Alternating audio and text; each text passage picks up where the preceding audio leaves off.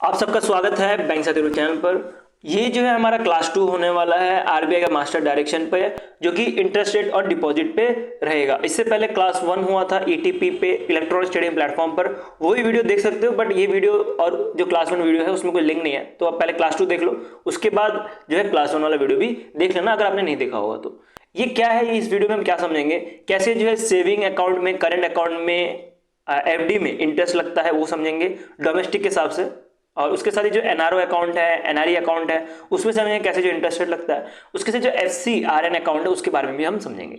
ये एक तरह का मास्टर डायरेक्शन है। इसका मतलब क्या हुआ, इससे पहले जितने भी सर्कुलर आए थे सारे के सारे जो है इसके अंदर इंक्लूड है।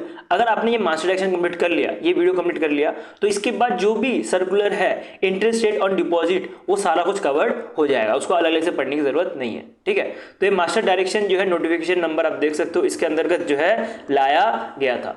तो ये मास्टर डायरेक्शन के अंतर्गत 2016 से जितने भी आरबीआई के सर्कुलर्स है या जो भी नोटिफिकेशन लाए गए हैं वो सारा का सारा आ गया है। तो एक बार पढ़ोगे सब खत्म हो जाएगा। इसके अंतर्गत दोनों बैंक्स कवर्ड है, कमर्शियल बैंक्स और जो कोऑपरेटिव बैंक्स है, दोनों के लिए एप्लीकेबल है ये मास्टर डायरेक्शन। तो कमर्शियल बैंक में कौन कौन से, शेड्यूल कमर्शियल बैंक हो गया, आरआरबीज हो गए, स्मॉल फाइनेंस बैंक हो गया, लोकल एरिया बैंक्स होंगे, उसके बाद पेमेंट बैंक्स होंगे। तो ये सारे के सारे जो है कमर्शियल बैंक्स में आती है। उसके बाद कोऑपरेटिव बैंक के बारे में बात करें तो urban cooperative bank, state cooperative bank, district cooperative bank, ये सारे के सारे जो है आते हैं। तो सबके लिए जो है एप्लीकेबल है इंटरेस्ट रेट ऑन डिपॉजिट। और ये जो मास्टर डायरेक्शन रिलीज किया गया under this section 35A 56 banking regulation act 1949 के अंतर्गत। ये भी आपको याद रखना, ये जो सेक्शंस लिखा है ये भी आपको याद रखना, ये भी पूछा जा सकता है एग्जाम में, ये भी इंपॉर्टेंट है। अब हमें एक चीज ध्यान देनी है, ये जो भी रूल्स और रेगुलेशंस लगने वाले हैं ये हमारे इंडिया में जो ब्रांचेस हैं उनके ऊपर लगेंगे, not for the foreign branches of Indian bank. अगर बात करें, अगर एसबीआई का अगर कोई ब्रांच है यूके में तो उसके ऊपर ये रूल्स और रेगुलेशन नहीं लगेगा, उधर जो है यूके का जो रूल्स और रेगुलेशन वो लगेगा। ये जो मास्टर डायरेक्शन है ये सिर्फ जो इंडिया के ब्रांचेस हैं, इंडिया के जो बैंक के जो ब्रांचेस हैं उनके ऊपर ही लगेगा, ये चीज ध्यान देना। अब हम दूसरी एक चीज समझते हैं, बल्क डिपॉजिट। बल्क डिपॉजिट का डेफिनेशन जो है हर एक बैंक का अलग अलग रहता है। बल्क डिपॉजिट का जो डेफिनेशन है वो हर एक बैंक का अलग अलग रहता है। किस तरह से, जैसे कि बात करें अगर शेड्यूल कमर्शियल बैंक और जो स्मॉल फाइनेंस बैंक है इसके लिए जो है बल्क डिपॉजिट का डेफिनेशन होता है 3 करोड़ से ज्यादा जो डिपॉजिट होता है उसको बोला जाता है। नेक्स्ट बात करें आरआरबीज और फिर जो लोकल एरिया बैंक रहता है उसके जो बल्क डिपॉजिट की डेफिनेशन होती है वो 1 करोड़ से ज्यादा की जो डिपॉजिट रहती है उसको बोला जाता है। उसके बाद बात करें जो कोऑपरेटिव बैंक में, जो अर्बन कोऑपरेटिव बैंक है उसके लिए जो है 15 लाख से ज्यादा होगा तो उसको बल्क डिपॉजिट नहीं, 15 लाख से ज्यादा जो कोऑपरेटिव बैंक है उनके लिए। अर्बन कोऑपरेटिव बैंक के लिए सेम रूल है जो आरआरबीज का रहता है उसी तरह से, ठीक है, 1 करोड़ का। लेकिन बात करें कि जो कोऑपरेटिव बैंक होता है उनके लिए जो है 15 लाख रुपए एज अ बल्क डिपॉजिट है। एक बार के लिए समराइज कर देता हूं, जो शेड्यूल कमर्शियल बैंक है उनके लिए 3 करोड़ है, ठीक है, शेड्यूल कमर्शियल बैंक और स्मॉल फाइनेंस बैंक के लिए। जो आरआरबी लोकल एरिया बैंक्स है उनके लिए 1 करोड़ रुपए है। और फिर जो कोऑपरेटिव बैंक्स है, district cooperative bank, state cooperative bank, उनके लिए 15 लाख है एज अ बल्क डिपॉजिट, ठीक है। इसी को जो है बल्क डिपॉजिट कहा जाता है। और ये जो भी चीजें मैंने अभी बताई आपको, ये चैप्टर 1 के अंदर आता है मास्टर डायरेक्शन, सेक्शन 1 से लेके 4 तक, ठीक है। तो सेक्शन 1 से लेकर 4 तक ये सारी चीजें लिखी गई है जो कि इस ब्लू बॉक्स के अंदर गर्त है। नेक्स्ट चलते हैं कुछ जनरल गाइडलाइन जो कि चैप्टर 2 है इस मास्टर डायरेक्शन का। इसके अंतर्गत बोला गया है कि अगर सेविंग और एफडी के बारे में बात करें जो कि बैंक डिपॉजिट के तौर पर माना जाता है, तो इसके बारे में कुछ आरबीआई कुछ गाइडलाइंस है, क्लियर गाइडलाइंस है, वो इसके अंतर्गत लिखा गया है, ठीक है। इस जो चैप्टर 2 इसके अंदर लिखा गया है, क्या क्या बोला गया कि बैंक को जो है एक रिटर्न और अप्रूव पॉलिसी देना पड़ेगा कैसे जो है इंटरेस्ट रेट सेट कर रहे हैं, ठीक है, ये रूल 1 है। उसके साथ ही जो भी इंटरेस्ट रेट है वो सेम अमाउंट पे और सेम डेट पे अगर ओपन किया गया होगा तो सबको जो है सेम पैसे का इंटरेस्ट रेट देना पड़ेगा, ठीक है। अगर कोई पर्सन 100 रुपए का 100 रुपए जो अकाउंट में रख रहा है और B% भी 100 रुपए अकाउंट में रख रहा है और दोनों के दोनों जो है मान लेते हैं आज है आज की तारीख कितनी है, 12 तारीख मान लेते हैं, ठीक है। तो 12 जुलाई है, तो 12 जुलाई में अगर दोनों ने अगर पैसे रखे होंगे तो उस केस में इनका जो इंटरेस्ट मिलने वाला है दोनों का सेम मिलना चाहिए, ऐसा कुछ कहना है आरबीआई का। इसके किसके अंतर्गत, फेयर ट्रीटमेंट के अंतर्गत कहा गया है। उसके बाद प्री डिक्लेयर्ड रूल्स भी होने चाहिए कि पहले से इंटरेस्ट एडवांस में बता देना है पब्लिक को, ये इतना इंटरेस्टेड रहने वाला है, ऐसा नहीं कि पैसा जमा करने के बाद पब्लिक को बताया जाए, पहले ही बताने के लिए बोला गया है। और बल्क डिपॉजिट के बारे में बात करें तो बल्क डिपॉजिट जो भी रहेगा वो बैंकिंग सेंट्रल सिस्टम में रहेगा। मैंने बल्क डिपॉजिट का डेफिनेशन आपको ऑलरेडी बताया है, सारे बैंक्स के लिए अलग अलग रहता है। उसके साथ ट्रांसपेरेंसी होनी चाहिए, और उसके साथ जो भी रुपए का जो डिपॉजिट है या फॉरेन करेंसी एनआर डिपॉजिट्स है, इनके बारे में बात करें तो इस केस में जो है डेसिमल ऑफ 2 रहना चाहिए, और रुपी डिवाइड के बारे में मतलब राउंड ऑफ 1 रहना चाहिए। इसके बारे में थोड़ा समझते हैं। अब मान लेते हैं कोई आपने पैसे जमा किए, उसके बाद आप एफडी में पैसे जमा किए, उसका जब मैच्योरिटी हो गई तो जब डोमेस्टिक बैंक है कोई, तो डोमेस्टिक बैंक में जब मैच्योरिटी होगी तो वो आपका मान लेते हैं 53.46 रुपए करके हुए, तो ये जो फाइनलाइज रुपए आएगा वो 54 आएगा, ठीक है, ये 53 आएगा, सॉरी 53 आएगा, क्योंकि ये 4 है ना लास्ट में, इसकी वजह से। अगर इसकी जगह पे 53.5 होता या तो 153.6 होता, तो उस केस में इसको राउंड ऑफ करके 154 कर दिया जाता। तो ये रूल के अंतर्गत ये कहना है। दूसरा देखोगे, जो फॉरेन करेंसी अकाउंट है या डिपॉजिट है, इसके अंतर्गत जो भी पैसे जो जमा करोगे आप इसमें डॉलर में जमा करते हैं, ठीक है, तो इसमें डॉलर में जमा करते हैं तो 153 ले लेते हैं पॉइंट, अगर 4653 ले लेते हैं, ये रहा। तो इस केस में जो आपका जो राउंड ऑफ होगा वो 153.47 हो जाएगा, ठीक है, क्योंकि यहाँ पे 6 है तो इसकी जगह पे यहाँ पे 7 हो जाएगा। अगर इसकी जगह पे ये 4 होता तो इस केस में ये 6 हो जाता। तो ये बोला गया है कि अगर FCNR डिपॉजिट है तो उस केस में राउंड जो डेसिमल प्लेसेस होंगे वो 2 तक रहने वाले हैं, और अगर रुपी डिपॉजिट होंगे तो उस केस में वो 1 तक रहने वाला है, ये कहना है। अगर बात करें कि अगर मैच्योरिटी पीरियड जो है आपका, जो एफडी का जो मैच्योरिटी है वो अगर हॉलीडे के दिन हुआ, मतलब अगर मान लेते हैं कि संडे के दिन हुआ या तो इंडिपेंडेंस डे के दिन हुआ जहाँ पे बैंक हॉलीडे रहता है, तो उस केस में भी बोला गया बैंक को जो है एफडी का जो भी इंटरेस्ट है वो देना पड़ेगा, ठीक है। अगर मैच्योरिटी अगर हॉलीडे के टाइम हुआ तब भी जो है एफडी का इंटरेस्ट देना पड़ेगा, ऐसा कुछ कह रहा है बैंक का। अब आपको पता होगा कि आजकल क्या हो रहा है, बैंक जो है मर्जर बहुत ज्यादा हो रहे हैं ना, तो अगर मर्जर हो रहा हो बैंक का तो उस केस में जो है जो एफडी का जो इंटरेस्ट रेट था वो सेम इंटरेस्ट रेट मिलेगा, उसमें कुछ चेंजेस नहीं होंगे टिल मैच्योरिटी, और जो no changes to your FD का कुछ चेंज नहीं होगा, ऐसा कुछ कहना है, ठीक है। तो ये टोटल हमने सारे के सारे पॉइंट्स पढ़ लिए। अब हम पढ़ते हैं जो मैं आपको अकाउंट्स बता रहा था, डिफरेंट अकाउंट्स, जैसे कि डोमेस्टिक अकाउंट्स जो कि हमारे इंडिया में खोला जाता है, उसके बाद एनआरओ या तो एनआरई अकाउंट, ठीक है, एनआरओ या तो एनआरई अकाउंट, और तीसरा है फॉरेन करेंसी नेशनल अकाउंट, ठीक है। तो FCRN के बारे में पढ़ते हैं। तो डोमेस्टिक अकाउंट जो कि हम नॉर्मली यहाँ पे सेविंग अकाउंट, करंट अकाउंट, फिर फिक्स डिपॉजिट अकाउंट, ये सारे खोलते हैं, तो ये सारे कुछ इसमें रहने वाले हैं। एनआरओ अकाउंट क्या होता है, नॉन रेजिडेंशियल ऑर्डिनरी अकाउंट, जिसके अंतर्गत जो भी पैसा होता है वो INR में रहता है, ठीक है, जो भी पैसा है वो कैरी कर सकता है। NRI जो रहता है वो INR जो इंडियन रुपी में जो है कैरी कर सकते हैं। NRE अकाउंट के बारे में बात करें तो NRE में जो भी फॉरेन, जो भी हमारे इधर NRIs हैं वो अपना पैसा जो है जहाँ पे भी अपना US डॉलर में रख सकते हो या यूरो में रख सकते हो, जहाँ पे भी वो रह रहे हैं वहाँ पे वो वाला करेंसी रख सकते हैं, ठीक है, NRE अकाउंट में। नॉन रेजिडेंशियल एक्सटर्नल अकाउंट इसको बोला जाता है। तो इसमें क्या रहता है कि जो NRO अकाउंट है ये टैक्सेबल है हमारे इंडिया में, ठीक है, ये टैक्सेबल है हमारे इंडिया में, लेकिन जो NRE अकाउंट है ये टैक्सेबल नहीं है, नॉन टैक्सेबल है हमारे इंडिया में। क्यों? क्योंकि जो बात करें NRE में जो पैसा कमा रहा होगा, उसका जो पैसा जमा हो रहा होगा वो जो है फॉरेन के बैंक में जमा हो रहा होगा। मान लेते हैं कि SBI है, SBI में उसने NRE अकाउंट खोला है, लेकिन वो फॉरेन ब्रांच में खोला है, कहीं दुबई में खोला है या तो US में खोला है, समझ लेते हैं, ठीक है। अगर उसने दुबई में खोला हो, UAE में खोला हो, तो UAE में तो कोई टैक्स लगता नहीं है, तो इंडिया की तरफ से भी टैक्स नहीं लगेगा, ना ही UAE की तरफ से टैक्स लगेगा। लेकिन बात करें अगर वो USA का बंदा हो, अगर वो USA में रह रहा हो और उसने SBI का अकाउंट खोला है USA में, तो वो जो है USA का जो रूल और रेगुलेशंस हैं टैक्स का वो लगेगा, ठीक है। ये चीज़ें क्यों कही गई है कि इंडिया में टैक्स नहीं लगेगा, USA में टैक्स लगेगा, क्योंकि अगर बात करें कि बंदे के ऊपर, अगर बंदा अगर USA में रह रहा है, USA में पैसे कमा रहा है और USA में जो है पैसे रख रहा है NRE अकाउंट में, ठीक है, तो उस केस में उसके ऊपर जो टैक्स लगेगा वो US का लॉ लगेगा, US के लॉ के ऊपर लगेगा, उसके बाद इंडिया के लॉ के ऊपर भी लग गया तो उसको डबल टैक्सेशन देना पड़ेगा। इसकी वजह से जो NRE जो अकाउंट्स रहते हैं वहाँ पे टैक्स नहीं लगता, ठीक है, इंडिया की तरफ से टैक्स नहीं लगेगा। लेकिन जहाँ पे पैसे रखे गए होंगे या तो जहाँ से पैसे आ रहे होंगे वहाँ का जो रूल्स और रेगुलेशन है उसकी बेस पे टैक्स लगेगा। जैसे कि UAE की बारे में बात करें तो UAE में टैक्स नहीं लगता तो वहाँ पे कोई नहीं लगेगा, और अगर बात करें USA की तो USA में टैक्स लगता है तो उस हिसाब से टैक्स लगेगा।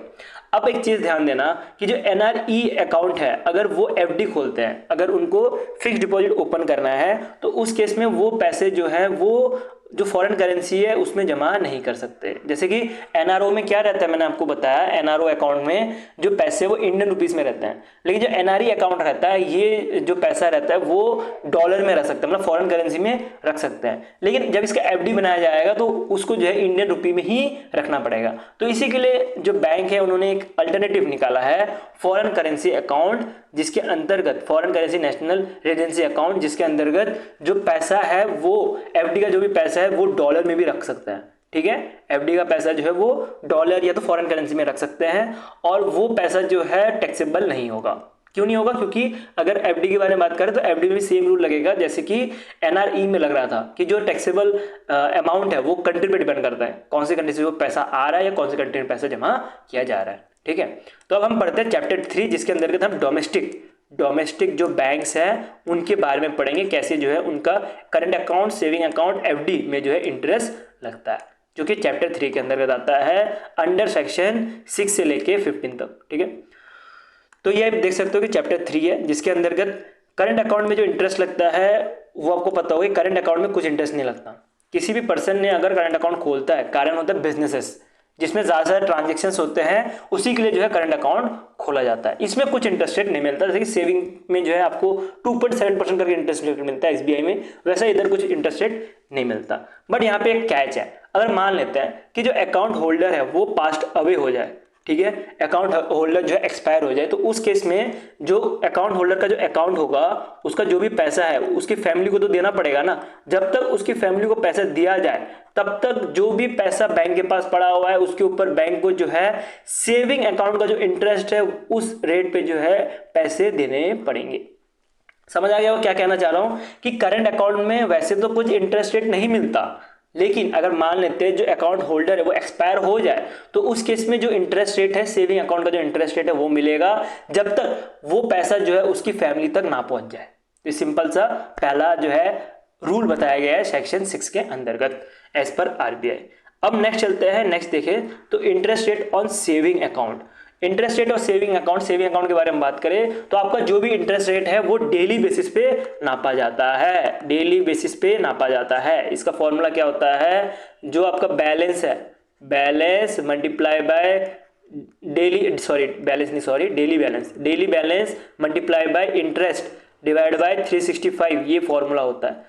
तो इसके अंदर देखोगे तो मान लेते हैं कि आपने डेली बैलेंस जो है आप मेंटेन करके चल रहे हो 50,000 रुपये करके, इसको अगर हम मल्टीप्लाई करते हैं, इंटरेस्ट रेट 3 का मान लेते हैं और 365 से डिवाइड करते हैं, तो इसका आंसर कुछ 4.1 करके आ जाता है पर डे। तो पर डे करके आपको 4 रुपये करके इंटरेस्ट मिलेगा।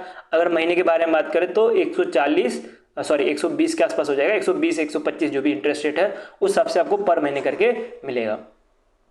तो ये ऐसा जो सेविंग अकाउंट में जो इंटरेस्ट रेट मिलता है वो डेली बेस पे मिलता है, और इसमें भी कुछ रूल्स होते हैं। जैसे कि बात करेंगे अगर 1 लाख तक अगर कोई पैसा जमा किया जा रहा हो तो उस केस में जो इंटरेस्ट रेट है वो सेम रहेगा, जैसे नॉर्मल सबके लिए रहेगा, जिस तरह बैंक ने लिखा हुआ है उस हिसाब से ही। अगर बात करें 1 लाख से ज़्यादा हो तो उसके ऊपर बैंक के ऊपर डिपेंड है, बैंक जो है डिफरेंट या तो हायर इंटरेस्ट रेट भी ऑफर कर सकता है अगर 1 लाख से ज़्यादा अगर सेविंग अकाउंट में पैसे पड़े हैं तो। ठीक है, तो ये देख सकते हो कि मैंने जो है पूरा सिंपलेस्ट फॉर्म में जो है आपको दे दिया पूरा का पूरा चीज़, जिससे आपको समझने में हेल्प हो माइंड मैपिंग में। ठीक है, अगर आप कंपेयर करोगे मेरा कंटेंट या जो बैंकिंग साथी का कंटेंट है, मेरे साथ पूरी टीम बैठी है, तो मेरा कंटेंट कंपेयर करोगे या दूसरे जो टीचर्स हैं उनका कंटेंट कंपेयर करोगे तो आपको मिलेगा टीचर्स जो है वो सीधे कॉपी पेस्ट मार देते हैं। ठीक है, जो आपको सर्कुलर मिलेगा कॉपी पेस्ट मार देते हैं, लेकिन वो समझना मुश्किल होता है। ठीक है, तो इसीलिए जो है पीडीएफ में सिंपलेस्ट फॉर्म में जो है आपको सब कुछ प्रोवाइड किया हुआ है। और पीडीएफ के बारे में बात करें, पीडीएफ अगर आपको डाउनलोड करना होगा तो link in the description, Telegram group से आप डाउनलोड कर सकते हो, t.me बैंकिंग साथी में मिल जाएगा, इवन mappyoffice.com पे भी मिल जाएगा। नेक्स्ट चलते हैं नेक्स्ट एफडी के बारे में बात करें कि एफडी का जो इंटरेस्ट रेट है वो कैसे डिसाइड होता है। एफडी का इंटरेस्ट रेट जो है 3 चीज़ों पे डिपेंड करता है। एक है टर्नओवर कितना रहने वाला है, कितने जो है ड्यूरेशन के लिए एफडी रखा जाएगा। एफडी मिनिमम 7 दिन के लिए और मैक्सिमम जो है 10 साल के लिए रखा जा सकता है।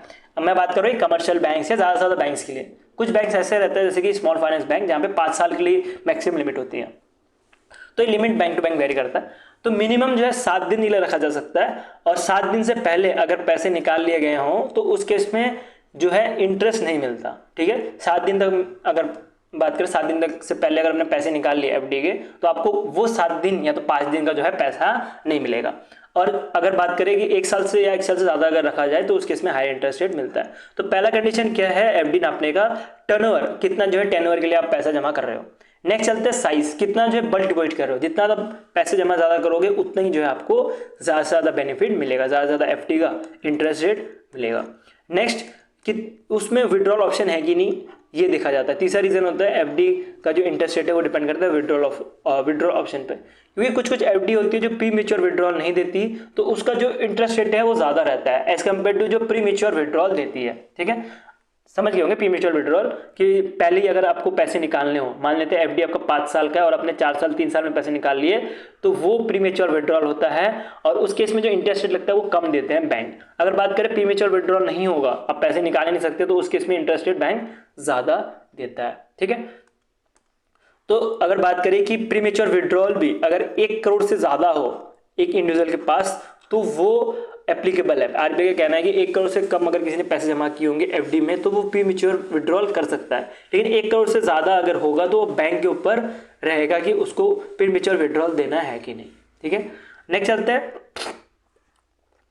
सॉरी, जो कोऑपरेटिव बैंक है मस्ट अलाउ जो हिंदू अनडिवाइडेड फैमिली है उनको भी। अब ये हिंदू अनडिवाइडेड फैमिली कौन होता है उसको समझते हैं। हिंदू अनडिवाइडेड फैमिली में एक होता है कर्ता, कर्ता is the leader of the house. आप मान सकते हो आपके इधर लीडर ऑफ द हाउस कौन है, आपके फादर्स होंगे। ठीक है, तो आपके फादर साहब जो है आपके लीडर ऑफ द हाउस होंगे, तो वो कर्ता बन सकते हैं। ठीक है, उसके लिए कंडीशन है आपका रिलीजन जो है हिंदू होना चाहिए, आप सिख होना चाहिए या बुद्धिस्ट होना चाहिए। ठीक है, या तो जैन होना चाहिए। 4 कंडीशंस हैं। ये 4 कंडीशंस के अंदर अगर आप हो तो आप जो है HUF के अंतर्गत आते हो। HUF का फायदा क्या होता है, HUF का फायदा ये होता है कि आपको टैक्स देने की जरूरत नहीं पड़ती, टैक्स इसमें बचा सकते हैं। ठीक है, और जो भी प्रॉपर्टी खरीदते हो या गिफ्ट देते हो वो सब में भी कुछ टैक्स नहीं लगता। इसके ऊपर पूरा एक वीडियो बन सकता है, तो मैं यहाँ पे ज़्यादा एक्सप्लेन नहीं करूँगा, आपको बस बता रहा हूँ कि जो HUF रहता है उसमें एक कर्ता होता है। कर्ता होता है वो अपना जो भी फैमिली मेंबर है उसके नाम पे इंडियन पिनल कोड के हिसाब से अपना, इंडियन पिनल कोड नहीं सॉरी, कोर्ट में जाके जो है अपने आप को HUF फैमिली के तौर पे जारी कर सकता है, जिसके अंतर्गत कर्ता जो फादर है वो तो रहेंगे ही, उसके साथ उनके जो सन है और डॉटर है वो भी रहेंगे इसके साथ। ठीक है, तो सन और डॉटर जो है रहेंगे, वाइफ नहीं रहेंगे। ठीक है, इसमें तो सन और डॉटर रहेंगे और ये एक तरह से छोटा सा बिजनेस चला सकते हैं, एक दूसरे को गिफ्ट दे सकते हैं, इवन टैक्स जो पे करेंगे वो भी as a entity as a family की तरह पे करेंगे। ठीक है, तो ये होता है HUF। अगर बात करते हैं कि अगर प्री मेच्योर विड्रॉ कर दिया गया, ठीक है, प्री मेच्योर विड्रॉ कर दिया गया तो उस केस में 7 दिन से पहले अगर ब्रेक हो गया तो फिर कोई इंटरेस्ट रेट नहीं मिलेगा, ये मैंने आपको ऑलरेडी बता दिया। अब बात कर लेते हैं कि अगर अगर एक्चुअल जो time of money with the was the bank, चलो ये वाला लाइन पढ़ते हैं। ठीक है, ये वाला लाइन थोड़ा कंफ्यूजिंग कर रहा होगा। You get a interest for actual time money was with the bank not original rate। इसके बारे में थोड़ा समझते हैं, ये क्या बताना चाह रहा है।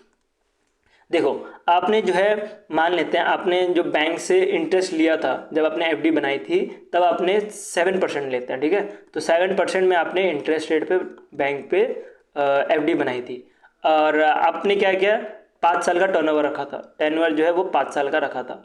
लेकिन आपने क्या किया, आपको पैसे की नीड हो गई और आपने जो है 3 साल में जो है प्री मेच्योर विड्रॉ करने की सोची, तो उस केस में जो है आपको इंटरेस्ट रेट 7% नहीं बल्कि जो बैंक का जो उस समय इंटरेस्ट रेट चल रहा होगा 6.5% या 6%, तो वो जो है बैंक का इंटरेस्ट रेट दिया जाएगा, जो एक्चुअल बैंक का रेट चल रहा है वो दिया जाएगा, ना कि जो आपने जब एफडी बनाई थी वो इंटरेस्ट रेट दिया जाएगा। और वो जो इंटरेस्ट रेट है वो आपको 3 साल के लिए ही दिया जाएगा। अब आपके मन में एक क्वेश्चन चल रहा होगा, अब मान लेते हैं कि बैंक जो है 7% में आपने इंटरेस्ट रेट लिया था और बैंक का जो है 8% या तो 9% जो है अभी के एक्चुअल रेट पे चल रहा है, तो क्या बैंक ये इंटरेस्ट रेट देगी? टेक्निकली बोला जाए तो यस, बैंक ये इंटरेस्ट रेट देगी, लेकिन बैंक ये इंटरेस्ट रेट देती नहीं है, क्योंकि बैंक अपने जो भी डॉक्यूमेंट है वहाँ पे पहले लिख के दे देती है कि या तो 7% जो है अपने इंटरेस्ट रेट लेकर रखा होगा वो दिए जाएंगी या तो इससे कम। इसके साथ ही जो है पेनल्टी भी लगती है, पेनल्टी 0.5 से लेके 1% तक रह सकता है। ठीक है, अगर 6.5% इंटरेस्ट रेट दिया जाएगा तो उसमें से आपको 1% माइनस करके मतलब 5.5% करके जो है एफडी का इंटरेस्ट रेट जो है दिया जाएगा अगर आपने प्री मेच्योर विड्रॉ किया तो। ठीक है, तो ये रूल्स है कुछ जो कि एग्जाम के लिए इंपॉर्टेंट है। मैं होप करता हूँ पीडीएफ समझ आ रहा होगा, और पीडीएफ समझ नहीं आ रहा होगा तो आपको क्लास के थ्रू समझ आ गया होगा। ठीक है, नेक्स्ट चलते हैं, कुछ इंटरेस्ट रेट एक्स्ट्रा भी दिए जाते हैं एफडी पे, कुछ इंटरेस्ट रेट एक्स्ट्रा भी दिए जाते हैं, जैसे कि कोई एम्प्लॉय हो तब, या तो कोई सीनियर सिटीजन हो तब। अगर बात करें, अगर आप बैंक एम्प्लॉय बनते हो, या तो आपका कोई फादर हो, या तो कोई बैंक एम्प्लॉय हो, तो उस केस में उनको जो है 1% करके जो है एक्स्ट्रा इंटरेस्ट रेट दिया जाता है। अगर 7% इंटरेस्ट रेट होगा एफडी का, तो उसका 1% और मिला लो, मतलब 8% करके जो है बैंक एम्प्लॉय को इंटरेस्ट रेट दी जाती है, इवन आफ्टर रिटायरमेंट के बाद भी। अगर बात करते हैं कि बैंक का जो स्टाफ है या बैंक का एम्प्लॉय है वो अगर एक्सपायर हो गया, तो उस केस में वो सेम फैसिलिटी जो है उनके जो वाइफ रहेगी उनको मिलेगी, जो उनके स्पाउस रहेगी उनको भी सेम फैसिलिटी मिलेगी। और बात करते हैं कि जो अगर यूनियन की, क्योंकि यूनियन में जो है बैंक के एम्प्लॉय भी हो सकते हैं और बैंक के एम्प्लॉय नहीं भी हो सकते, तो इसका मतलब क्या हुआ, आपके मन में चल रहा होगा क्वेश्चन कि बैंक का यूनियन है तो बैंक के एम्प्लॉय नहीं होंगे तो कौन होंगे, और ये क्वेश्चन चल रहा होगा। तो बैंक का एम्प्लॉय होता ही है यूनियन में, उसके साथ जो नॉन बैंक एम्प्लॉय है कौन कौन से, जैसे कि मान सकते हो कि सिक्योरिटी गार्ड, ठीक है, जैसे कि मान सकते हो कि जो चाय देते हैं वो, ठीक है, और भी डिफरेंट जो थर्ड पार्टी कॉन्ट्रैक्ट में रहेंगे वो सब भी जो है बैंक के एम्प्लॉय नहीं रहेंगे, लेकिन वो यूनियन का पार्ट रहेंगे। तो जो भी यूनियन का पार्ट रहेंगे वो अगर बैंक एम्प्लॉय नहीं है तो उनको जो ये एक्स्ट्रा 1% मिल रहा है ये नहीं मिलेगा, ऐसा कुछ कहना है आरबीआई के मास्टर डायरेक्शन में। उसके बाद बात करें सीनियर सिटीजन के बारे में, तो बैंक के ऊपर पूरा का पूरा डिस्क्रिप्शन है कि बैंक चाहे तो उनको हायर इंटरेस्ट रेट दे सकता है, ठीक है, और लेकिन उसके लिए रेजिडेंशियल ऑफ इंडिया होना पड़ेगा, इसे ध्यान देना। उसके बाद ये बेनिफिट नहीं करेगा एचयूएफ फैमिली मेंबर्स को। मैंने आपको ऑलरेडी बताया एचयूएफ में एक कर्ता होता है, और कर्ता अगर सीनियर सिटीजन भी हो, लीडर ऑफ द हाउस हो, जो करता है वो अगर सीनियर सिटीजन हो तब भी जो है उसको बेनिफिट नहीं मिलेगा जो सीनियर सिटीजन का बेनिफिट बैंक्स देती है, ठीक है, एफडी में। तो ये सारी चीज़ें आपको ध्यान देनी है, क्योंकि आपको पता होगा कि नॉर्मल जो इंटरेस्ट रेट अगर 7.5% हो तो सीनियर सिटीजन को जो है 7.75% दी जाती है, मतलब 0.25% ज़्यादा इंटरेस्ट रेट मिलता है एफडी में, ठीक है। और इवन बात करें कि अगर बैंक एम्प्लॉय है जो कि रिटायर्ड है, उसके साथ वो अगर सीनियर सिटीजन है तो उस केस में उसको जो है बैंक की तरफ से जो सीनियर सिटीजन का 0.25% मिलता है इंटरेस्ट, वो तो मिलेगा ही, उसका जो बैंक का एम्प्लॉय है उसका 1% भी मिलेगा, मतलब टोटल जो है 1.2% ज़्यादा जो है इंटरेस्ट मिलेगा, ठीक है। तो नॉर्मल पब्लिक को अगर 7% मिल रहा है, तो अगर बैंक एम्प्लॉय का सीनियर सिटीजन है उसका बैंक एम्प्लॉय है तो उस केस में 1.25% और जोड़ दो तो देखोगे तो 8.25% ज़्यादा एफडी का इंटरेस्ट रेट मिलता है। तो देखो बैंक एम्प्लॉय होने का कितना ज़्यादा फायदा है यहाँ पे। नेक्स्ट चलते हैं, नेक्स्ट पढ़ते हैं ओवर ड्यू फिक्स डिपॉजिट। जो ओवर ड्यू फिक्स डिपॉजिट है, अब मान लेते हैं आपका एफडी है, एफडी मैच्योर हो गया, उसके बाद भी आपने पैसे नहीं निकाले, तो उस केस में जो भी पैसे आपको सिंपल इंटरेस्ट पे तौर पे दिया जाएंगे, या तो जो एफडी का रेट है जो भी लोअर रहेगा उस हिसाब से दिया जाएगा। एक और इंटरेस्ट रेट होता है जो कि होता है फ्लोटिंग रेट डिपॉजिट या फ्लोटिंग रेट एफडी, ये भी बैंक रिलीज करता है। तो जो फ्लोटिंग रेट एफडी रहता है इसके अंतर्गत जो भी रेट है वो आरबीआई डिसाइड करेगा, ठीक है। जो भी फ्लोटिंग रेट वो एक्सटर्नल जो बेंचमार्क है, जैसे कि रेपो रेट होता है वैसे ही जो है आरबीआई इसके ऊपर डिसाइड करता है, ठीक है। अब बात करते हैं कब कब आपको पैसे मिलेंगे। अब तो मैंने आपको ये बता दिया कि इंटरेस्ट जो है इतना लगने वाला है, इतना जो है आपको पैसे मिलेंगे, और किस किस को लगेगा किस किस को नहीं लगेगा। अब हम समझते हैं, उसके बाद मैंने ये भी बता दिया कि डेली बेस पे आपका इंटरेस्ट कैलकुलेट होगा। अब हम ये समझते हैं कब जो है आपको वो इंटरेस्ट मिलता है। वो अगर बात करें कि कोऑपरेटिव जो कमर्शियल बैंक है उसमें आपको क्वार्टरली बेस पे मिलता है, मतलब हर 3 महीने में आपको इंटरेस्ट मिलता है, इवन जल्दी मिल सकता है। अगर बात करें कोऑपरेटिव बैंक का तो वो हर 3 महीने ही मिलता है या 3 महीने के बाद भी मिल सकता है। अगर बात करें कि अकाउंट अगर फ्रोजन हो गया, ठीक है, अगर अकाउंट को स्टॉप कर दिया गया हो तो इंटरेस्ट रेट तब भी दी जाएंगे रेगुलरली जैसे कि दी जाती है, ठीक है। कुछ कुछ अकाउंट्स होते हैं जहाँ पे केवाईसी नहीं की जाती। इवन मेरा भी अकाउंट था, मेरा केवाईसी नहीं हुआ था तो मेरा जो है 10 दिन तक स्टॉप था। तो 10 दिन तक स्टॉप था तो 10 दिन तक जो भी इंटरेस्ट रेट है सेविंग का 2.7% एसबीआई की तरफ से वो मेरे को तब भी मिल रहा था। तो जब फ्रोजन हो जाए अकाउंट तब भी इंटरेस्ट रेट मिलता है। नेक्स्ट चलते हैं, नेक्स्ट कुछ इंपॉर्टेंट और पॉइंट, जैसे कि सेक्शन 13, 14 और 15 में लिखा है, जैसे कि अगर डिपॉजिटर डाई हो जाए तो उस केस में जो भी इंटरेस्ट रेट है वो सेम ही मिलता रहेगा जब जैसे कि पहले मिल रहा था, ठीक है। क्योंकि अगर बात करें अगर डिपॉजिटर अगर डाई भी हो गया तो उस केस में जो भी पैसा है वो तो नॉमिनी के पास जाएगा, या तो उसने अगर अपने वाइफ को अगर ऐड करके रखा होगा तो उस केस में उस वाइफ को मिलेगा, और जो पैसा नॉमिनी के पास जाएगा, एक चीज़ ध्यान देना यहाँ पे, अगर एक्सपायर हो गया बंदा, अगर बंदा जिसने पैसा जमा करके रखा हो वो अगर एक्सपायर हो गया, उसके बाद जो पैसा है वो नॉमिनी के पास जाएगा और वो नॉमिनी का जो भी डिस्ट्रीब्यूट अगर लीगल हेयर के साथ हुआ, मान लेते हैं कि नॉमिनी आपके कोई अंकल हो सकते हैं, आपके फादर है, सॉरी फादर नहीं लेते, कोई दूसरा एक पर्सन लेते हैं, कोई एक पर्सन है, पर्सन ए है, पर्सन ए जो है एक्सपायर हो गया, ठीक है, पर्सन ए एक्सपायर हो गया, उसने किसी अंकल को जो है एज ए नॉमिनी बना के रखा है, तो वो पैसा जो है नॉमिनी के पास जाएगा, लेकिन जो लीगल हेयर है वो क्लेम कर सकते हैं उस पैसे का, ठीक है, वो अगर क्लेम करेंगे तो वो पैसा जो है लीगल हेयर को मिलेगा, ना कि नॉमिनी को मिलेगा, क्योंकि नॉमिनी जो है एक तरह से केयर टेकर की तरह काम करता है, ठीक है, नॉमिनी का हक बनता है कि वो पैसा जो है लीगल हेयर को दे। अब वो जो पर्सन ए है वो नॉमिनी क्यों बनाता है, क्योंकि उसको भरोसा होता है उस पर्सन पे कि वो पर्सन जो है मेरे लीगल हेयर को, अगर बच्चा है या वाइफ है जिसको पता नहीं बैंक के काम कैसे होते हैं या बैंक के बारे में नहीं पता, तो वो नॉमिनी का हक बनता है कि वो पैसा जो है लीगल हेयर को दे। अगर वो नहीं देगा तो वो डिस्ट्रीब्यूट में जाएगा और उसके बाद वो पैसा जो है लीगल हेयर को मिलेगा। ये पूरा प्रोसेस रहता है। अगर बात करें फार्मर्स की, तो फार्मर जो है कंपोजिट कैश क्रेडिट अकाउंट के अंतर्गत अपना एक स्पेशल लोन अकाउंट भी बना सकते हैं। अब ये कंपोजिट कैश क्रेडिट अकाउंट है क्या, जैसे नाम से पता लग रहा है कंपोजिट मतलब इसके अंतर्गत दो फैसिलिटी मिलेंगी। एक तो शॉर्ट टर्म लोन जिसको कैश क्रेडिट बोला जाता है, जिसके अंतर्गत डेली जो ऑपरेशंस होते हैं वो कर सकते हैं। एक होता है मीडियम टर्म लोन, ठीक है, जिसके अंतर्गत मशीनरी ये सब के लिए पैसा चाहिए तो वो सब कुछ लिया जा सकता है under this composite cash credit account के अंतर्गत। इनका जो भी इंटरेस्ट रेट होगा वो पेएबल होगा ऑन 10th और मंथ एंड पर, ठीक है, ये चीज़ ध्यान देना as per the bank rule. अगर बात करें एफडी, अगर पहले मैच्योर कर दिया जाए, ब्रेक कर दिया जाए अर्ली, तो उस केस में जो भी इंटरेस्ट रेट है वो मस्ट बी टोल्ड। हाँ, एक चीज़ ध्यान देना, जो भी इंटरेस्ट रेट है, अगर मैंने आपको ऑलरेडी बताया कि एफडी को ब्रेक किया जा सकता है, प्री मैच्योरली विड्रॉ किया जा सकता है, लेकिन उससे पहले जो है बंदे को पेनल्टी के बारे में बताना पड़ेगा।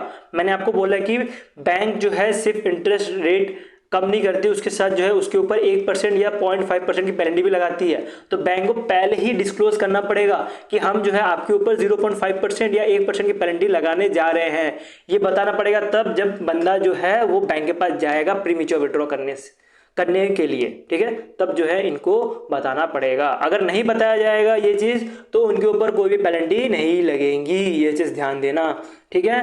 तो नो पेनल्टी व्हेन, एक चीज़ याद ध्यान देना इसमें कि कोई भी पेनल्टी नहीं लगेगी अगर amount is split for nominee of descent, अगर एक्सपायर हो गया तब जाके पैसे दिए जाएंगे तो उसके ऊपर कोई पेनल्टी नहीं लगेगी। और अगर बैंक का जो ब्रांच है उसकी वजह से, ट्रांसफर होने की वजह से अगर एफडी अगर ब्रेक हो गया तो उस केस में भी कोई पेनल्टी नहीं लगेगी। ये दो रूल भी याद रख लेना, ये दो रूल भी इंपॉर्टेंट है जो कि आर्टिकल 16 के अंतर्गत या 15A के अंतर्गत आता है, ठीक है। अब हमने पढ़ लिया चैप्टर 3, अब बढ़ते हैं चैप्टर 4 पर, ठीक है। चैप्टर 4 है रुपी डिपॉजिट ऑफ नॉन रेजिडेंशियल, उसके साथ जो फॉरेन करेंसी डिपॉजिट है उसके ऊपर, ठीक है। तो फॉरेन करेंसी डिपॉजिट के ऊपर FCRN जो अकाउंट्स हैं या डिपॉजिट्स है वो आते हैं, ठीक है। तो हमने पहले ही चैप्टर 3 पढ़ लिया डोमेस्टिक डिपॉजिट। हम उसको कंपेयर करते हैं जो NRE और NRO डिपॉजिट होने वाला है इसके साथ जो फॉरेन करेंसी डिपॉजिट है इसके साथ, ठीक है। तो पहले जो डोमेस्टिक डिपॉजिट है उसके अंतर्गत एलिजिबिलिटी देखो, सारे के सारे बैंक्स इसके लिए एलिजिबल है, सारे के सारे जो इंडिया में जो बैंक्स है वो डोमेस्टिक डिपॉजिट के लिए एलिजिबल है। लेकिन बात करें NRO या NRE अकाउंट या फॉरेन करेंसी डिपॉजिट के ऊपर, तो जो कि एफडी के लिए खोला जाता है सिर्फ, ठीक है। एफडी का जो पैसा है डॉलर में या फॉरेन करेंसी में रखा जाए तभी जो है फॉरेन करेंसी डिपॉजिट खोला जाता है। तो इसके लिए क्या याद रखना है कि जो NRO या तो NRE अकाउंट है इसके लिए जो FEMA एक्ट है, फॉरेन एक्सचेंज मैनेजमेंट एक्ट 1999, तो उसके अंतर्गत जो बैंक जो ऑथराइज बैंक है वही एप्लीकेबल है। अगर बात करें इंटरेस्ट रेट पे, तो करंट अकाउंट में जैसे कि इंटरेस्ट रेट कुछ नहीं मिलता, लेकिन अगर एक्सपायर हो गया तो उस केस में उसकी फैमिली को इंटरेस्ट रेट मिलते रहता है जब तक बैंक का जो अमाउंट है वो ट्रांसफर ना कर दिया जाए। तो वैसा कुछ NRO अकाउंट NRE अकाउंट में नहीं होता, वैसे ही जो है फॉरेन करेंसी डिपॉजिट में भी नहीं होता। सेविंग अकाउंट के बारे में बात करें तो सेविंग अकाउंट का जैसे कि रूल है कि 1 लाख रुपए तक जो डिपॉजिट है उसके ऊपर यूनिफॉर्म इंटरेस्ट रेट होना चाहिए, और 1 लाख के ऊपर रहेगा तो बैंक जो है हायर इंटरेस्ट रेट ऑफर कर सकता है। वो सेम रूल जो है NRE और NRO अकाउंट में भी लगता है, लेकिन जो क्रेडिट है जैसे क्रेडिट के बारे में बात करें तो जहाँ क्वार्टरली दिया जा रहा था कमर्शियल बैंक में वैसे ही दिए जाएंगे, और कोऑपरेटिव बैंक में भी जो क्वार्टरली दी जा रही थी वो लॉन्गर टाइम में जैसे डोमेस्टिक डिपॉजिट में हो रहा था वैसे ही देने का काम रहने वाला है। लेकिन बात करें जो फॉरेन करेंसी अकाउंट है, यहाँ पे सेविंग डिपॉजिट में कुछ नहीं दिया जाता, क्योंकि ये सिर्फ एफडी के लिए एप्लीकेबल रहता है। ठीक है, तो इसमें एफडी का ही देखा जाएगा। नेक्स्ट चलते हैं, मिनिमम टर्नओवर जो है इसमें जैसे 7 दिन का रहता है और मैक्सिमम डिपेंड करता है बैंक टू बैंक, कोई 10 साल कोई 5 साल के लिए रहता है। तो वैसा कुछ एनआरई और एनआरओ अकाउंट में नहीं रहता है। एनआरई अकाउंट में फिक्स रहता है। एनआरई अकाउंट में अगर आपको फिक्स डिपॉजिट खोलना है तो उसके लिए मिनिमम 1 साल का खोलना पड़ेगा, और एनआरओ अकाउंट में अगर खोलना है तो मिनिमम 7 दिन खोला जा सकता है। और बाकी जो साइज का टर्नओवर या प्रीमेच्योर विड्रॉल का रूल है वो सेम रहेगा जैसे कि डोमेस्टिक डिपॉजिट का रहता है। और जैसे डोमेस्टिक डिपॉजिट में कुछ एक्स्ट्रा बेनिफिट मिल जाते हैं जो बैंक के एम्प्लॉय रहते हैं उनको या सीनियर सिटीजन को, वैसा कुछ इसमें नहीं रहता एनआरई एनआरओ अकाउंट में। और इसका जो इंटरेस्ट रेट होता है वो भी कम होता है डोमेस्टिक टर्म डिपॉजिट पर। ठीक है, जो एफडी का जो अमाउंट होगा, जो एफडी का जो पैसे का जो इंटरेस्ट मिलेगा डोमेस्टिक डिपॉजिट पे, उससे कम मिलता है एनआरई और एनआरओ अकाउंट पे। एनआरई और एनआरओ अकाउंट मैंने आपको ऊपर समझा दिया, आपको समझ आ गया होगा, और नहीं आया तो एक बार वीडियो वापस देख लेना। ठीक है, वो टाइम स्पैन में जाके वीडियो देख लेना। तो यहाँ पे जो है इंटरेस्ट रेट कम मिलता है, ये चीज़ ध्यान देना। अगर बात करें जो फॉरेन करेंसी डिपॉजिट है उसका जो टर्नओवर रहता है वो 1 से 5 साल तक ही रहता है, ये चीज़ ध्यान देना। मिनिमम 1 साल मैक्सिमम 5 साल तक ही रह सकता है, और इसमें वापस से रिकरिंग डिपॉजिट अलाउड नहीं है। आप वापस से इसको रेन्यू नहीं करा सकते जैसे कि दूसरी चीज़ों को करवा सकते हैं। उसके बाद बात करें एडिशनल इंटरेस्ट, जैसे कि मैंने आपको ऑलरेडी बताया जो सीनियर सिटीजन या तो बैंक स्टाफ को मिलता है वो एनआरई अकाउंट एनआरओ अकाउंट में एप्लीकेबल नहीं है। सेम चीज़ जो है जो फॉरेन करेंसी डिपॉजिट है उसके लिए एप्लीकेबल नहीं है। अगर बात करते हैं कि जब ओवरड्यू हो जाता है टर्म इंश्योरेंस या तो एफडी, तो उस केस में जो भी इंटरेस्ट रेट है वो सेविंग के तौर पे दी जाती है, जो सेविंग का इंटरेस्ट रेट है उसके तौर पे दी जाती है। लेकिन ये जो है एप्लीकेबल नहीं है एनआरओ और एनआरई अकाउंट में। नॉर्मल अगर बात करें, अगर मैच्योर हो गया आपका जो एनआरई अकाउंट होगा या एनआरओ अकाउंट होगा, वहाँ पे अगर किसी ने एनआरआई ने अगर उधर एफडी खोल के रखी हो, अगर वो मैच्योर हो गया तो उस केस में उसको कुछ इंटरेस्ट रेट नहीं मिलेगा। अगर बात करें जो एफडी अगर एफसीआरएन में खोल के रखा हो तो उस केस में जो है उसको सिंपल इंटरेस्ट रेट पे पैसा मिल सकता है, या तो रेजिडेंशियल फॉरेन करेंसी रेट पे इंटरेस्ट मिल सकता है। अब ये रेजिडेंशियल फॉरेन करेंसी रेट क्या होता है इसको कवर करते हैं। रेजिडेंशियल फॉरेन करेंसी रेट होता है जैसे कि मान लेते हैं कोई एक एनआरआई है, एनआरआई जो है यूएसए गया, यूएसए जाने के बाद जो भी पैसा है यूएस डॉलर में कमाया जो भी है वो इंडिया में वापस लेके आ गया और इंडिया में सेटल हो गया। ठीक है, तो उस केस में उसको बोला जाता है रेजिडेंशियल फॉरेन करेंसी अकाउंट या रेट। ये सेम तरह से मान सकते हो सिंपल इंटरेस्ट, लेकिन ये फॉरेन लैंग्वेज या एनआरई लैंग्वेज में इसको बोला जाता है। ठीक है, नेक्स्ट चलते हैं। नेक्स्ट आता है फ्लोटिंग रेट टर्म डिपॉजिट। तो फ्लोटिंग रेट टर्म डिपॉजिट का जैसे एक्सटर्नल बेंचमार्क पे डिपेंड करता है इंटरेस्ट रेट, ये सेम जो है एनआरई अकाउंट एनआरओ अकाउंट में भी डिपेंड करता है। लेकिन बात करें जो एफसीआरएन अकाउंट है, यहाँ पे आपको जो भी इंटरेस्ट रेट होगा वो हर 6 महीने मिलेगा बेस्ड ऑन ARR या तो swap publish by financial bureau India limited के द्वारा।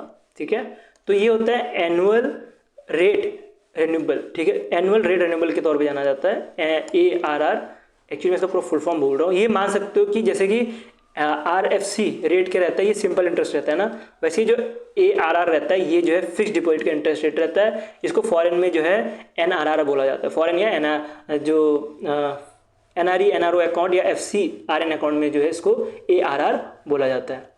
नेक्स्ट चलते हैं इंटरेस्ट क्रेडिंग फ्रीक्वेंसी। इंटरेस्ट क्रेडिंग फ्रीक्वेंसी जैसे कि मैंने आपको ऑलरेडी समझा ही दिया कि कोऑपरेटिव बैंक में क्वार्टरली होता है, सेम रहता है जैसे डोमेस्टिक रूल जो रहता है वैसे एनआरई एनआरओ अकाउंट में ही रहता है। लेकिन ऐसा कुछ नहीं है FRSC अकाउंट में। ठीक है, क्योंकि यहाँ पे जो है एफडी के लिए बनाया जाता है, तो इधर तो आपको ऐसा नहीं है कि इंटरेस्ट जो है दी जाए सेविंग अकाउंट या तो दूसरे कोई अकाउंट के लिए, तो ये एफडी के लिए बनाया जाता है। तो इसके लिए जो है इसमें क्रेडिट फ्रीक्वेंसी नहीं होती, जब मैच्योर होगा तभी जो है मिलेगा। अगर बात करते हैं किसी वजह से जो है बंदा एक्सपायर हो गया तो उस केस में उसको जो है सिंपल इंटरेस्ट के तौर पर पैसे मिलते हैं। तो ये चीज़ तभी एप्लीकेबल है अगर रेजिडेंशियल जो है हमारे इंडिया का हो, अगर इंडिया में रेजिडेंट कर रहा हो एनआरओ और एनआरई अकाउंट, तब ये पॉसिबल है। एनआरई और एनआरई अकाउंट के बारे में बात कर रहा हूँ। अगर तब जो है उसकी मैच्योरिटी जो है डोमेस्टिक जो टर्म डिपॉजिट है उसकी बेस पे होगी। नेक्स्ट चलते हैं जो FCRN अकाउंट है, उसमें अगर मैच्योरिटी हो गई तो उस केस में वो कॉन्ट्रैक्ट रेटेड जो पहले से डिसाइड किया होगा ARR रेट उसके बेस पे होगा, और उसके मैच्योरिटी के बाद उसके ऊपर सिंपल इंटरेस्ट या तो RFC रेट पे होगा। आई थिंक ये थोड़ा रिपीट हो गया ना चीज़ें, बट थोड़ा वो समझाने के लिए मैंने यहाँ पे ऐड कर दिया है, ये थोड़ा रिपीट हो गया, चलो कोई नहीं। नेक्स्ट चलता है कंपोजिट कैश क्रेडिट, ये सिर्फ डोमेस्टिक बैंक के लिए एप्लीकेबल है, बाकी किसी के लिए एप्लीकेबल नहीं है। प्रीमेच्योर विड्रॉल पेनल्टी के बारे में बात करें तो सेम रूल रहने वाला है NRE अकाउंट में भी, जैसे कि डोमेस्टिक में रहता है कि इसमें पहले तो बोर्ड का अप्रूवल चाहिए होता है और कोई भी पेनल्टी नहीं लगेगी अगर ट्रांसफर ऑफ बैंक ब्रांच हो गया या तो अकाउंट स्प्लिट हो गया आफ्टर डेथ, ठीक है। तो ये सारे केस में जो है कोई पेनल्टी नहीं लगेगी और ये सेम चीज़ इनके ऊपर भी एप्लीकेबल होगी। इसके साथ बोला गया है कि अगर वो कन्वर्ट कर रहे होंगे RFC अकाउंट में, रेजिडेंशियल फॉरेन करेंसी में अगर कन्वर्ट कर रहे होंगे, इंडिया में जो है फॉरेन करेंसी लेके आके अगर बैठ गए होंगे तो उस केस में पेनल्टी नहीं लगेंगी। और बात करें पेनल्टी तब लगेंगी अगर इन्होंने FCRN में अगर कन्वर्ट किया तो, ठीक है। और अगर बात करें कि जो फॉरेन डिपॉजिट है उसमें जो है अलाउड है, कोई भी इंटरेस्ट रेट देने की ज़रूरत नहीं है। अगर कोई भी इंटरेस्ट रेट नहीं मिलेगा अगर 1 साल से कम अगर रहेगा तो उसके साथ कोई पैसे भी नहीं लगेंगे, लेकिन इसमें स्वैप कॉस्ट का जो पेनल्टी है वो लगने का काम रहेगा। अबे स्वैप कॉस्ट पेनल्टी क्या रहता है उसके बारे में समझते हैं। जब भी आप पैसा जमा करोगे या तो जो NRI है वो पैसा जमा करेगा, वो पैसा जब FD में पैसा जमा करेगा तो उस केस में जो भी इंटरेस्ट रेट है या तो जो भी पैसे है उसको ब्लॉक की जाती है $US से INR में, ठीक है। INR की वैल्यू कम भी हो तब भी $US का ही जो पैसा दिया जाएगा जब तक इसका टर्नओवर रहेगा। 5 साल का टर्नओवर रहेगा तो 5 साल तक दी जाएंगी। लेकिन बात करें अगर आपने 3 साल या तो 2 साल में जो NRI है वो उन्होंने पैसे निकाल दिए तो उस केस में बैंक को जो है ये स्वैप जो पेनल्टी है ये देनी पड़ती है। तो ये पेनल्टी जो है आपसे चार्ज किए जाएंगे या तो NRI से जो है चार्ज किए जाते हैं। नेक्स्ट चलते हैं लुइन ऑन डिपॉजिट, तो ये एज पर कॉन्ट्रैक्ट रहेगा, ठीक है। एक तरह का लीगल डॉक्यूमेंट होता है, लीगल जो चीज़ें रहती है तो ये लीगल देख सकते हो, लीगल ऑन डिपॉजिट। तो इसके अंतर्गत जो कॉन्ट्रैक्ट रहेगा उसके बेस पे होगा, क्योंकि FD जब बनाते हो तो वो एक तरह से कॉन्ट्रैक्ट साइन होता है बैंक और आपके बीच में, तो बैंक का जो कॉन्ट्रैक्ट रहेगा उसके बेस पे रहेगा। NRE अकाउंट में ऐसा कुछ कॉन्ट्रैक्ट होता नहीं है और जो जनरल बैंकिंग जैसा रहता है वैसे ही जो फॉरेन डिपॉजिट करेंसी है उसमें रहेगा।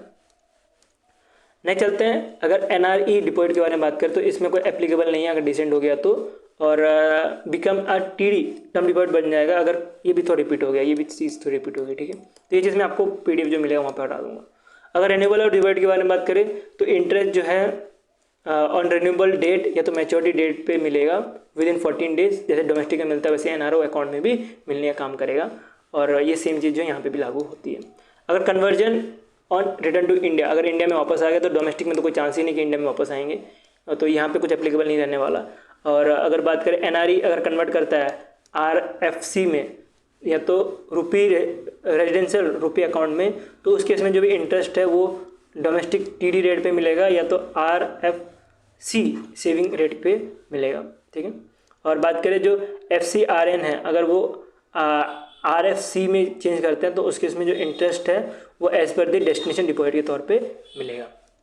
तो यही जो हमारा पूरा कंप्लीट हो जाता है चैप्टर 3, 4, 5 टेबल के फॉर्म में हमने पढ़ लिया। अब पढ़ते हैं चैप्टर 6 जो कि है प्रोविजन एंड